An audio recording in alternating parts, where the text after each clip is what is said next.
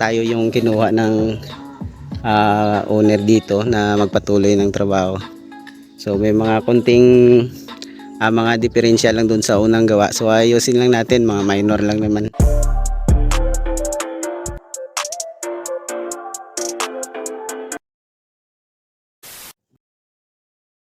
Ito naman tayo sa bagong project natin ngayon. So, andito yung mga tropang ka-foreman natin. May dala kaming mga gamit. Yan, yung mga ibang materialis dinala din namin. So ito yung project natin na bago, mga ka-foreman. So dati na itong buo na itong bahay. Then tayo yung kinuha ng owner dito na magpatuloy ng trabaho. So may mga konting mga diferensya lang dun sa unang gawa. So ayusin lang natin, mga minor lang naman. So ayan, mga ka-foreman. So pakita ko sa inyo tong bahay na bagong project namin. So ang project natin dito mag-finishing lang tayo ng ayan, yung buong bahay na yan, finishing natin. Then may dadagdag tayong mga poste dito. Bali 5 poste. Tulad nung nasa terrace na yon. So diretso dito, 1, 2, 3, at saka 2 dun sa my kitchen. So naka-elevate itong bahay na to, mga ka-foreman. Ayan, elevated yan, naka 3 steps. So ito yung gusto ng may-ari na design ng bahay niya, naka-elevate. Dito yung magiging natin, kitchen ito. So i-extend natin dito ng konti. Ganon din dito sa kabila. Yan, dito rin. So tingnan natin sa loob. So flooring at saka finishing ng buong bahay na to, mga ka-foreman. And ayun, yung extension. At saka kung naglagay kami dito ng extension na kitchen, siyempre maglagay din tayo ng bubong. Lagyan natin ng bubong yan. Ito may na yun. May na yung mayari dito, mga door jam. So kasali din yan sa trabaho natin. Yan, may 3 kwarto ito. So ayan, common CR. Ito 1 kwarto, 2. Ito yung master's bedroom, 3. At saka may CR din ito sa loob. Ito malaki. So dito sa labas, itong kwarto na to, mayroong labasan dito, pintuan. So sliding glass na yan, sliding door. Dito magsisilbing terrace. So tingnan natin sa likuran. So ayan pala yung septic, mga ka-foreman. Ayan, medyo malaki din tong bahay na to, mga ka-foreman. Medyo hindi lang naayos masyado. So ayusin natin yung mga minor na problema.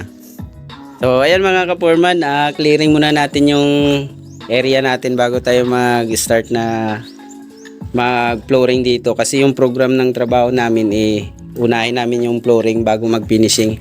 So gaya ng dati nating ginagawa, mga ka-foreman. So ito, ang palabas muna natin. Ayan. Yan yung mga kahoy na yan, yung dating mga kahoy. Ito, lahat ng gamit dito para ma-clearing natin ng gusto, makakuha yung tamang level. Ayan, yung mga gamit na to. So papalabas natin ito lahat. Yan, may mga kahoy pa. So may mahogani sila na pina-slice. So ayan, mga ka-foreman, pati yung door jamb, safety natin yan doon sa hindi mabasa sa may bandang likuran. So ayan, mga ka-foreman. So ayun na yung isa na sit up na rin, ready to buhos na. So yan dito, lalagyan ng bubong, streamline papunta dito yung bagsak. Gagawin natin itong kusina. Ito yung kitchen. So pinalakihan namin.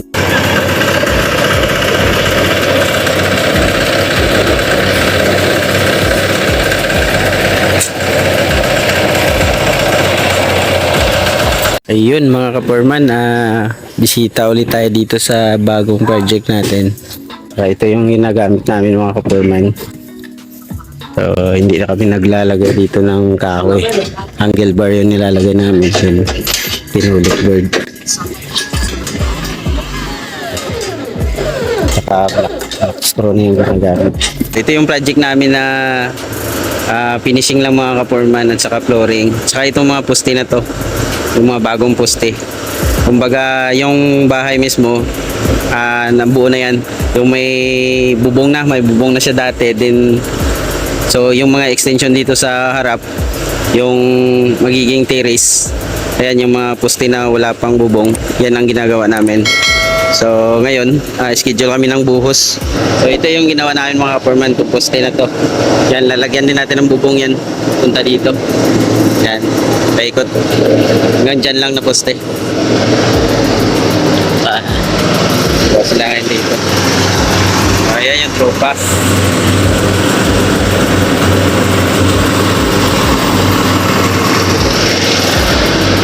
So meron kaming bakal na nilagay mga ka-foreman. So, yung bakal na nilagay natin ay 10 mm. Saka may space ito na 0.80 meter. Yan lang yung space na nilagay natin sa ating bakal sa ground floor. So ground floor lang naman. So di baling medyo malayo yung distance ng ating bakal. Tingnan natin sa loob.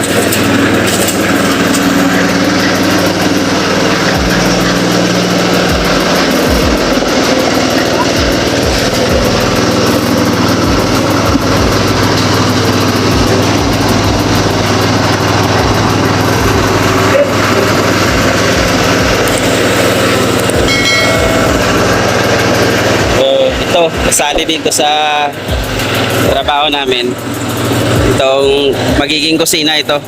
May extension din kami dito. Ayan, lalagyan din natin ito ng bubong. Yan yung magiging tsura niya. May bubong na streamline lang papunta dito yung bagsak. Yan, may dating piling na hollow block, yung lumang hollow block na yan. O dinugtungan natin kasi pinalaki yan. Yan yung bagong hollow block. Ano din dito? Yan ang dugtungan natin.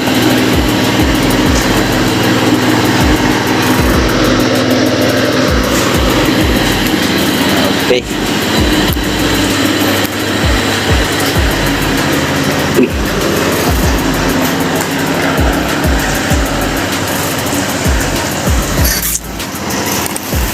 So ayan yung bumbahay mga ka-foreman. So maglalagay din tayo ng ano dyan, gutter at saka cladding ceiling yung ilalagay natin sa labas. Tingnan natin ito pag natapos mga ka-foreman. Medyo malaki-laki din itong bahay na to. Tapos ito kasali yung mga extension dyan sa kitchen. Yun doon sa terrace.